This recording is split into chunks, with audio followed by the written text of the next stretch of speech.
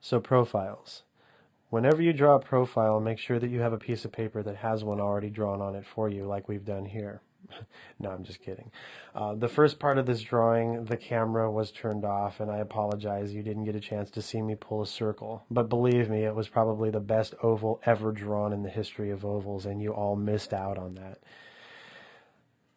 I'm adding the contour of the front of the face to the mechanical line that I used to measure the front of the face. And that line that I used to measure the front of the face was measuring the pitch and tilt of the head, which direction was the model looking and which direction is the skull facing. And in addition to which direction is the skull facing, is there any kind of tilt to it where we see the far side of the head in relationship to the near side of the head, and the orientation being any kind of orientation from up tilt to down tilt, which means that there's going to be a diagonal from one eyeball to the other, one nostril to the other, and one corner of the mouth to the other. In this case, the model has turned her head to her right, looking towards our left side of our pad, and she's looking straight forward. She does not have a tilt in her head at all. If you notice also the way I'm laying in the drawing, I'm not using the Riley method or the construction method per se. I'm using elements of them, but I'm laying everything in a different method, and this is called observational drawing.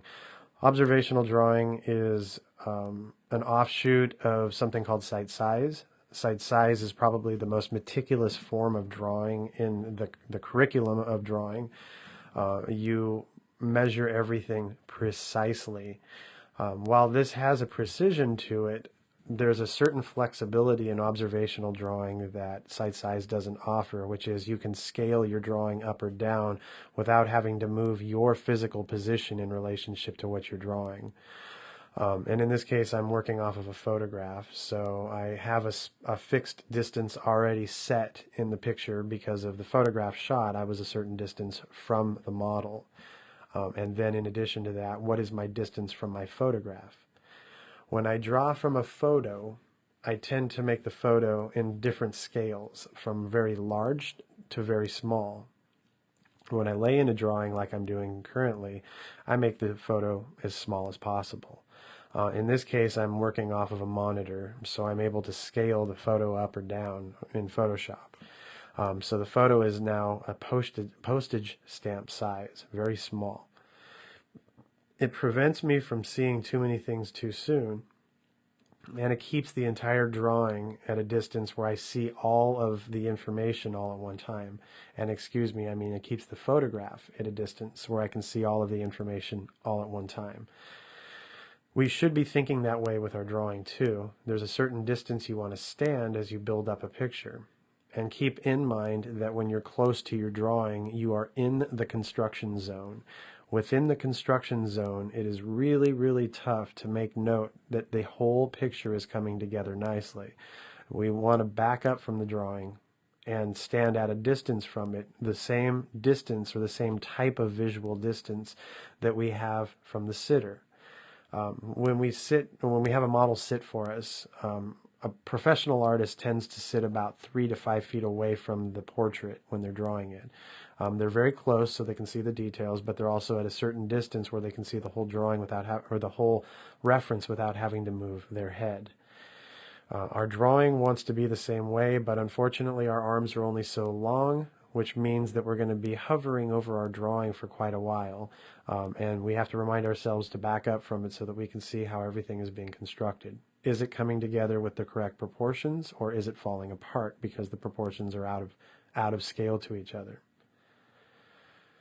So as I've been talking about scale, I'm moving on here in the drawing. And I've started with the big two contours, the primary contour, which is the outside shape of the model, and the interior contour, which is the hairline separating the dark mass from the skin mass or the light mass.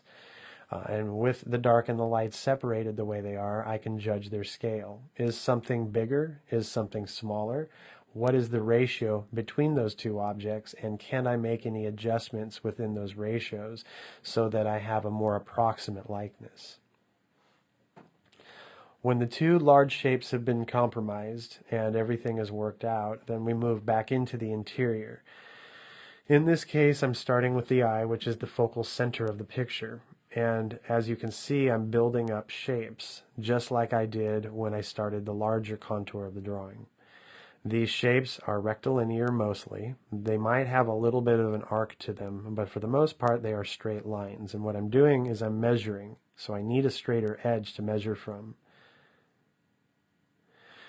One thing I do want to make note of, you are all watching these DVDs in the luxury of your home, but you didn't realize maybe how difficult these things were to build. We have to keep our head out of the picture space, which means that the camera is where our face should really be.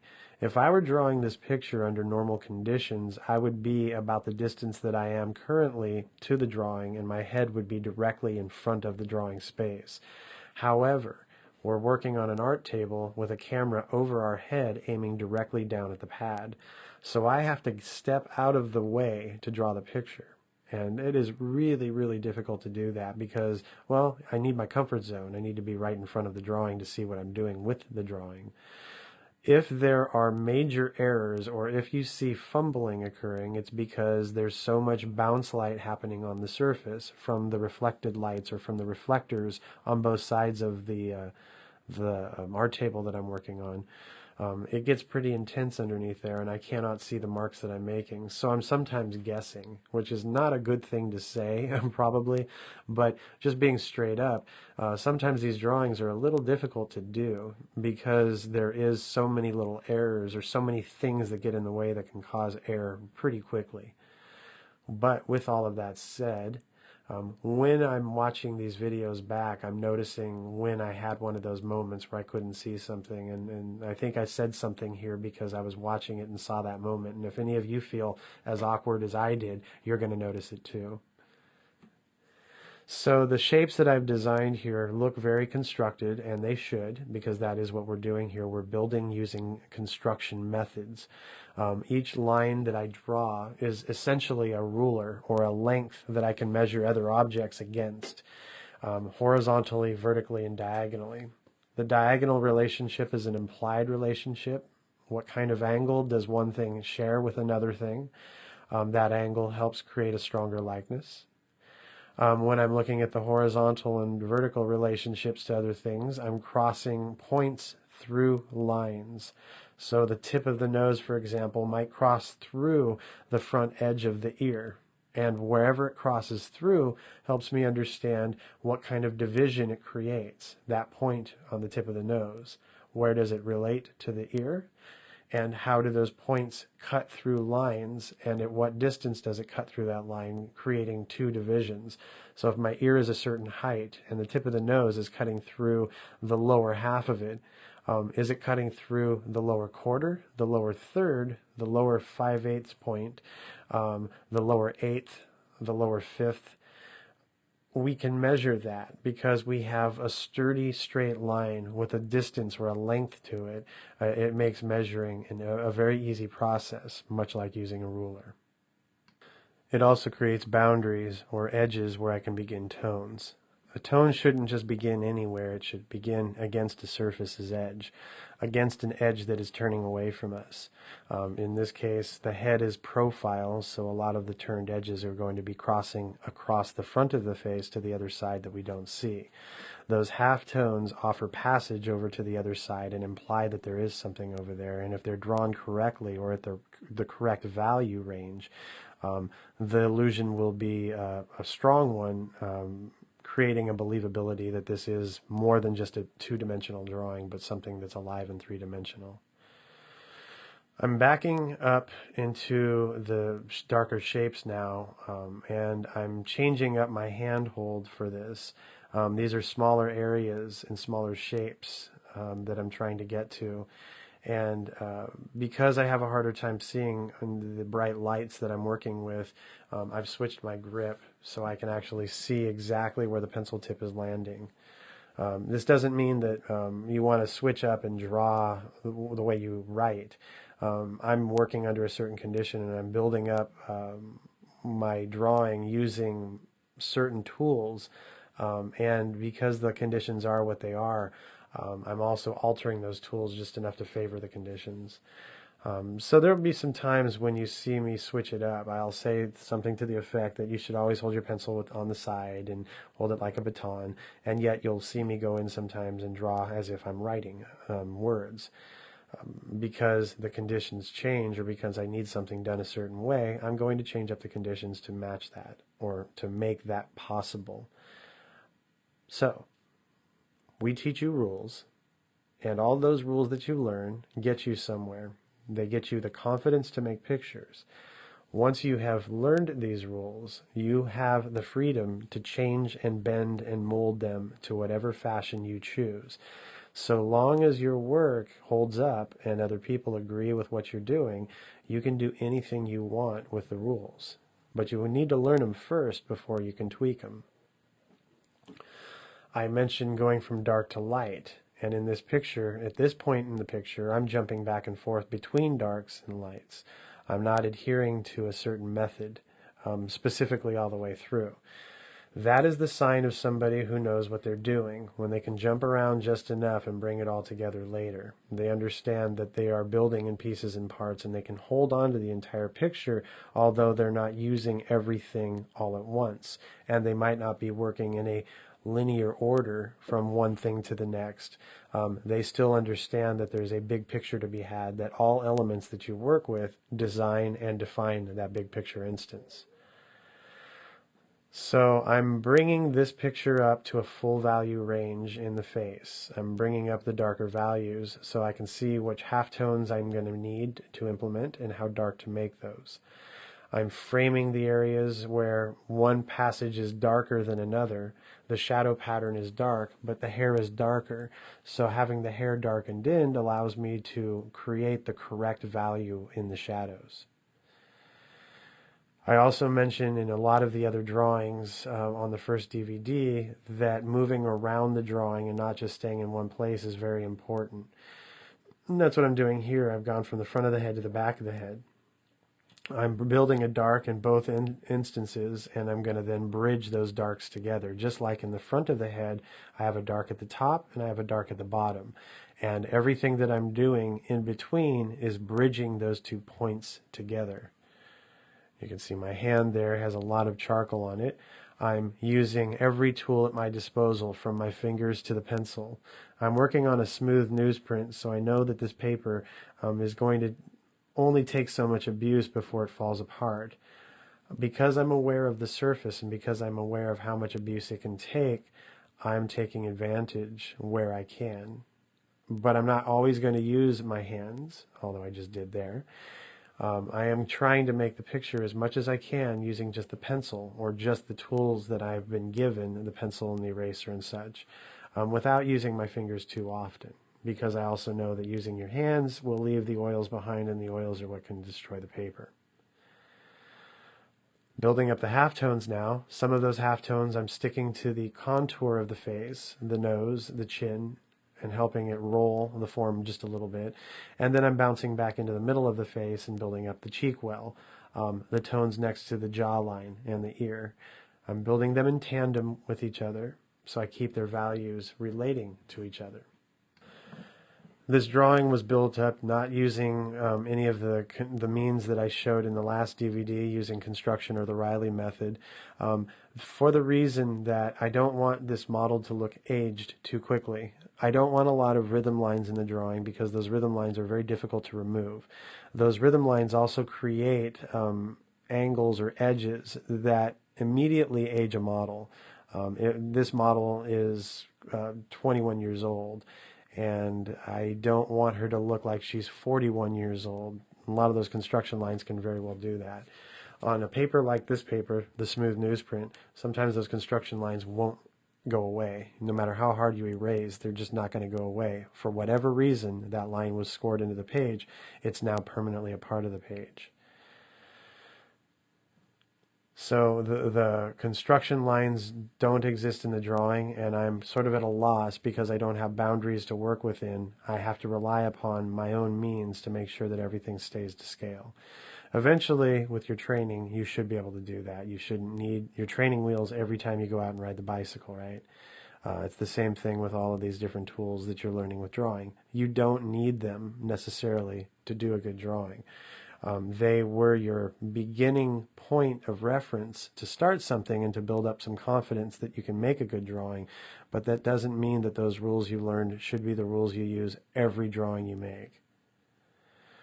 So you can see I'm building up the shadow patterns in little patches. I haven't developed the whole shape all at once. I'm developing it up in little spots, and then I'm bridging those spots together with tone in between.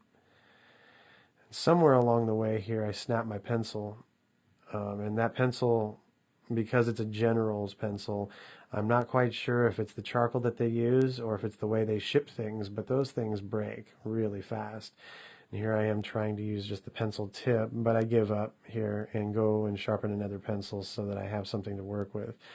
Drawing with just the pencil nub like this is such a frustrating thing. Your fingers are grinding across the page and it feels like fingers on the chalkboard time. I'm not a big fan of it. Not a big fan of breaking pencils either. For whatever reason, these General's pencils tend to break a little quicker than not, or more often than not. But all you need is something to make marks with. See, all I have is this little nub in my fingers, and I'm making marks with it. But now I've gone and sharpened a new pencil. This picture, I'm using tone out in front of the face to frame the face. In a few of the other demonstrations, I'm not putting a background into the picture. You might think of it as doing an academic drawing and a lesson to be learned and not necessarily a painting to be made. These drawings that I'm showing you are all lessons. If I were to do these as illustrations, I would take the time to think about the size of the picture that I'm drawing on and the scale of the background to the size of the head, and what I would do with that background. Because I have incorporated a background into this drawing, I sort of have to compose it so it doesn't fit in the picture space awkwardly. It should feel comfortable and it should feel natural like the rest of the picture. So you're seeing me for the first time here actually designing a background, and you can see that it takes time. And that's one of the reasons why I'm not putting backgrounds into the picture, because I want to spend more time developing up the actual construction of the picture and talk about that. Here I'm working with the second pencil that has broken. You can see that there's no pencil in my hand, just a pencil tip.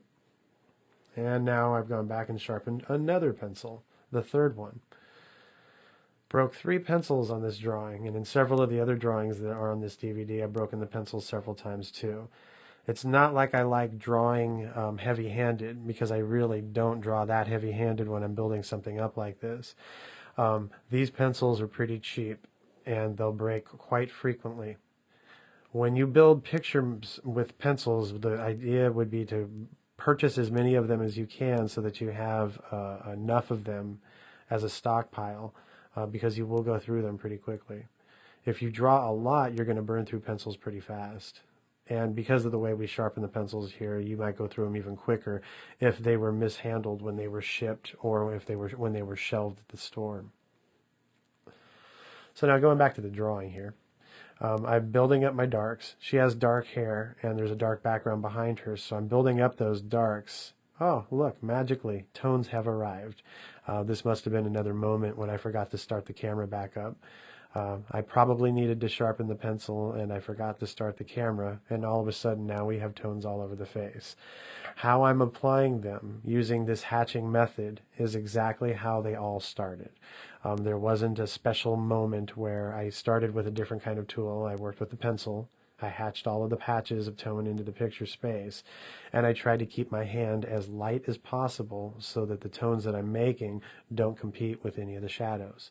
In this case, our only shadow, which is under the jawline and behind the ear, defines for us how contrasty or how bright the light source is lighting up our model.